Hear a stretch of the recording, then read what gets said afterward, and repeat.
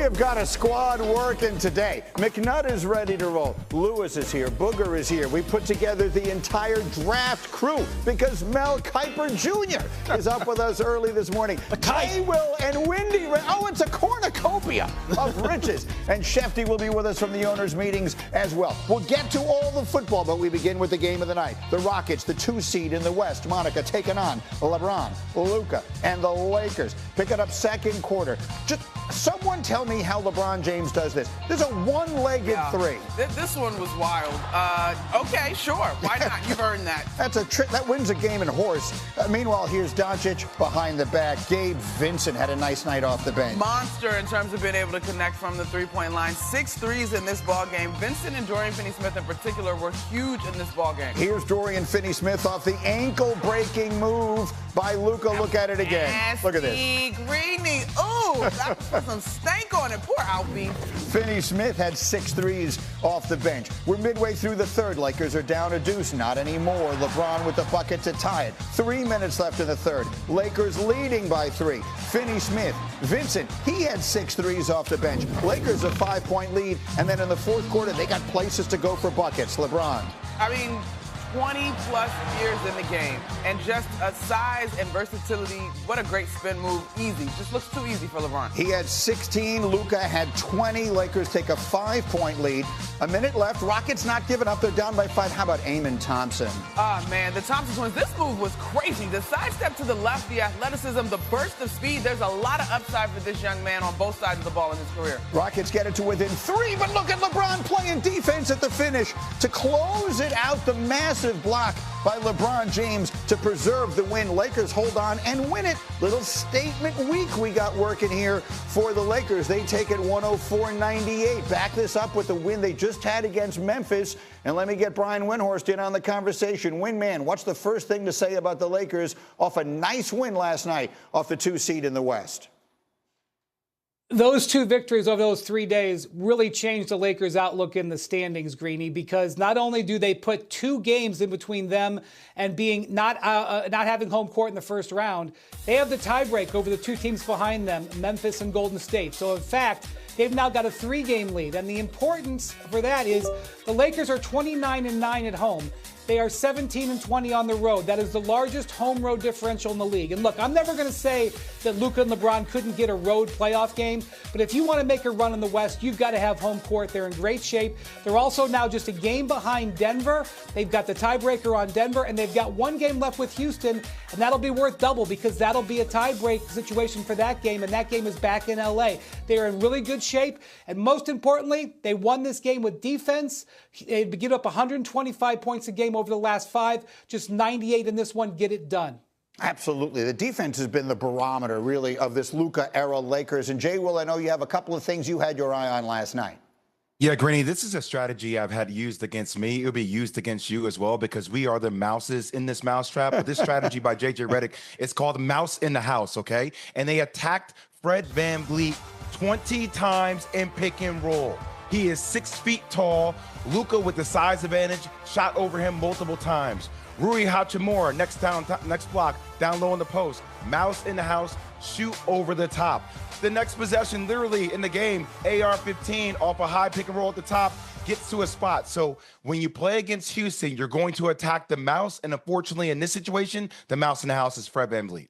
No, that's a really well-made point. And Houston, look, people, because they're so young and because they don't have someone named LeBron or Luka or Steph or something like that, I don't know how closely people have been following them this year. They're a legit 2 seed right now in the Western Conference, so it's an impressive win for the Lakers last night in what has been, you know, the disaster, the crazy loss at the end against Chicago notwithstanding, a pretty impressive stretch. I think so too, Greeny. Look, this Houston defense, they have versatile guys. I mean, Jabari Smith is back on the floor, and I don't know if you caught it at one point, Jay, but he's like guarding LeBron James coming across half court. And so they hang their hat on the defensive end. And for as good as the Lakers were yesterday in finishing this one, if not for 2 turnovers in the last 2 minutes, right?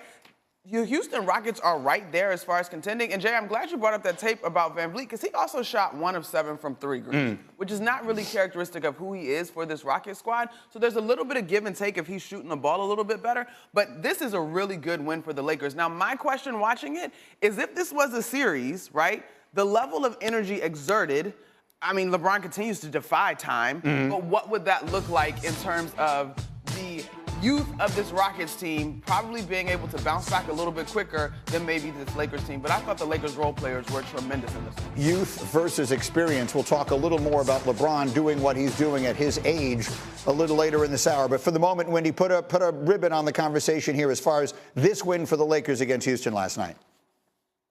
Yeah, so I want to point out that Gabe Vincent and Dorian Finney-Smith combined for 12 three-pointers in this game. The Houston's entire strategy was to camp down on the Lakers stars, and the role players delivered. Finney-Smith, that Finney-Smith trade was totally overshadowed by the Luka trade, which of course it was. Finney-Smith is great for them. He played huge swaths of this game at center last night, and it worked. I agree with Monica. I would love to see a series. And by the way, the 3 seed is there for the Lakers to get. This could be a second-round series, and it'll be fascinating because of the strategies these two teams used against each other last night. And without meaning to disrespect any of the teams, OKC has been so good all along. Getting to 2 or 3 is so critical. You stay out of 4. Yeah, Jay. I just have one thing. It was a great win by the Lakers last night. I know the last 2 games they've won well. But I'm with Monica. Like, this makes me more concerned about the Lakers, not with Houston, but with OKC. If it takes this amount of energy to exert, it was a great defensive performance, do we think they can prolong that effort or sustained effort throughout a series with OKC? No, I don't think so.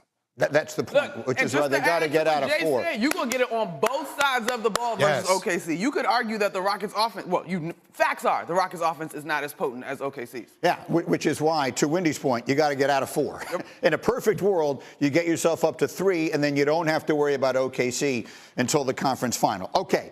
We'll have much more on LeBron a little later, but in the NFL, all of the NFC coaches are talking this morning, literally as we speak, at the owners' meetings, including the coach of the Giants. We know the Giants have huge decisions to make. Their quarterback depth chart now officially includes Russell Wilson, Jameis Winston, and Tommy DeVito. They also have the 3rd pick in the draft. Could that be Shedeur Sanders? That's the big question.